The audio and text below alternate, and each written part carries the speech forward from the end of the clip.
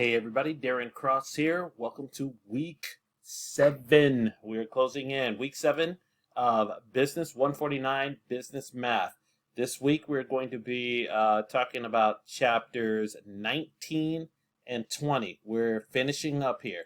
Chapter 19 is about something that you are not going to be able to avoid in your life, and that is taxes. So we're going to be talking about sales, excise, and property taxes. We're going to learn how to calculate those things.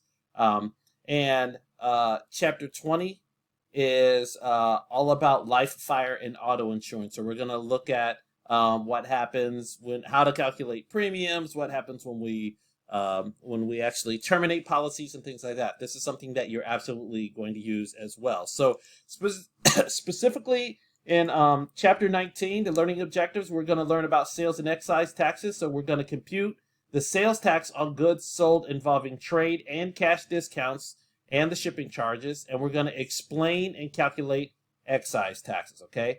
With regard to property tax, we're going to calculate the tax rate in decimal form, and we're going to convert that decimal to percent.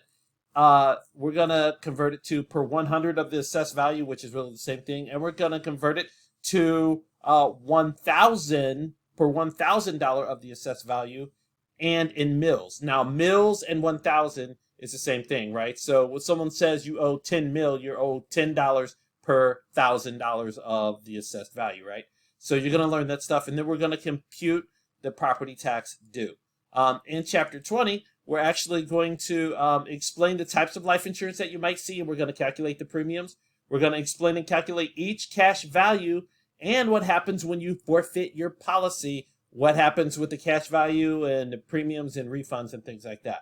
For fire insurance, we're going to explain and calculate premiums for fire insurance of buildings and their contents. So we're going to look at the ratings of buildings and the contents, and we're going to figure out what the premium is actually going to be. We're going to calculate refunds when the insured and the insurance company cancel fire insurance. So there are two different ways fire insurance can be canceled.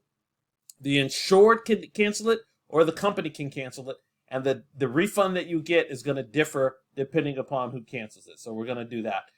Explain and calculate insurance loss when co-insurance is not met. So we're going to figure out what the total loss is, what they're actually going to cover whenever the co-insurance is not met.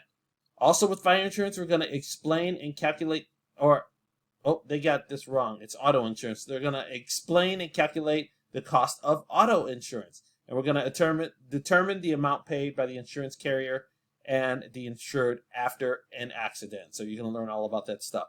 So chapters 19 and 20 are super relevant to your life.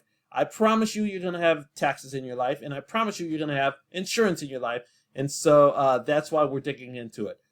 These things, they get a little on top of each other, so you do have to slow down and pay attention. But I promise you it is something that's workable, and the videos in the textbook are excellent, and they'll help you.